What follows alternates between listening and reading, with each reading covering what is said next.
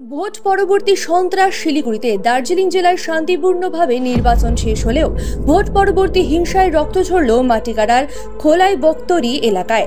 রবিবার রাতে একদল দুষ্কৃতী হামলা চালায় বিজেপির বুথ সভাপতি নন্দকিশোর ঠাকুর সহ আরও কয়েকজন বিজেপি কর্মীর বাড়িতে। এই ঘটনায় গুরুতর জখম হন এক মহিলা সহ কমপক্ষে 10 জন।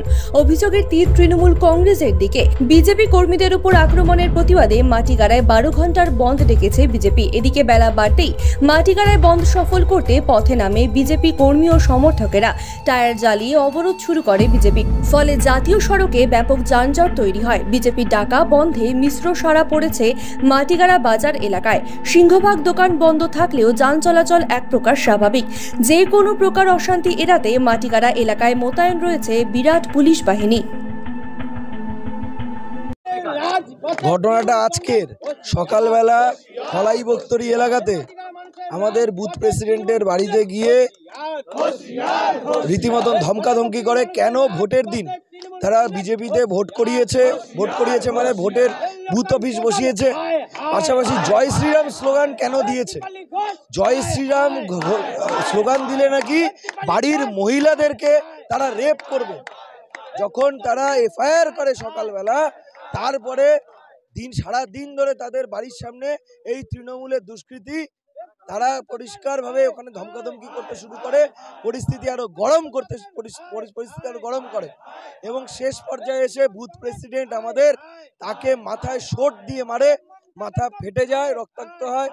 তার বাড়ির ছেলে সে যখন বাঁচাতে আসে তখন তার কপালে এমনভাবে শোটের বাড়ি মারে যে কপাল পুরো চিড়ে যায়। এখানে 10টা সেলাই নিয়ে সে এখন হাসপাতালে ভর্তি, সিরিয়াস অবস্থা। এবং তার বাড়ির যে মহিলারা এবং পাড়ার যে স্থানীয় মহিলারা, সাধারণ মানুষ, বিজেপির কর্মীরা, তাদের 2 জন মহিলাকে হাতের মধ্যে এমনভাবে শট দিয়ে মারে যে হাতের শিরা ফেটে যায়। এবং আমাদের এক কার্যকর্তাকে পিঠের মধ্যে শোটের বাড়ি মারে, পিঠ পুরো ফেটে রক্তাক্ত পরিস্থিতি, নাক ফাটিয়ে দেয়। প্রায় 6 জনকে তারা উন্ডেড করেছে। 6 জন। আজকে জঘন্যতম ঘটনা। এরকম ঘটনা মাটিগাড়া, নকশালবাড়ি, শিলিগুড়ি সারাউন্ডিংসে, দার্জিলিং জেলার ইতিহাসে এ ধরনের ঘটনা নেই। আজকে নির্মম ঘটনার সাক্ষী থাকলো মাটিগাড়া। আর আইসি সাহেব মাটিগাড়াতে এই যে নতুন একটা সিস্টেম এসছে, নতুন একটা টিম এসছে, এরা সম্পূর্ণ তৃণমূলের দালাল টিম।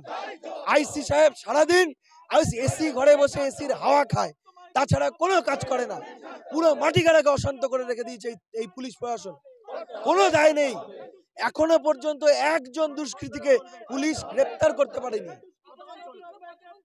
এই বিক্ষোভ ততক্ষণ চলবে যতক্ষণ পর্যন্ত আইসি আমাদেরকে আশ্বস্ত না করবে। শুধু তাই নয়, এখনো পর্যন্ত যে গ্রেপ্তার করেনি তাদেরকে গ্রেপ্তার যতক্ষণ না করা হবে। কারণ সকালে একটা এফআইআর হয়েছে, আবার একটা এফআইআর হচ্ছে, এরপর কত এফআইআর হলে পুলিশ এই দুষ্কৃতীদের গ্রেপ্তার করবে, সেই পরিষ্কার উত্তর আমরা জানতে চাই। যত আপনার কি বলে এটাকে, আপনার হচ্ছে বুথ আছে বাংলায়, প্রায় 80,530টা বুথ আছে। তার হার্ডলি 40% বুথে বিজেপির সাংগঠনিক শক্তি আছে বা আদৌ তাদের দলের কোনো অস্তিত্ব আছে। কিন্তু আজকে যেটা হয়েছে আপনার খোলাই বক্তরি অঞ্চলে মাটিগাড়া, এটা সম্পূর্ণভাবে একটা পাড়াগত গণ্ডগোল। 2 পাড়াতে আমরা অনেক সময় বিভিন্ন ইস্যুতে আমরা গণ্ডগোল দেখতে পাই, এরকমই একটা গণ্ডগোল। এখন যেটা আমাদের এই রাজ্যে বিজেপি সাধারণভাবে করে থাকে, এই ধরনের পাড়াগত গণ্ডগোলগুলোর মধ্যে তারা এসে এটার মধ্যে ইন্টারফেয়ার করে তারা এটাকে একটা রাজনৈতিক কালার দেওয়ার চেষ্টা হচ্ছে। এবং এটা আমাদের সারা রাজ্যব্যাপী বিজেপি সবসময়ই করে থাকে। এইভাবেই তাদের অস্তিত্ব টিকিয়ে রাখার একটা প্রচেষ্টা বাংলার মুখে।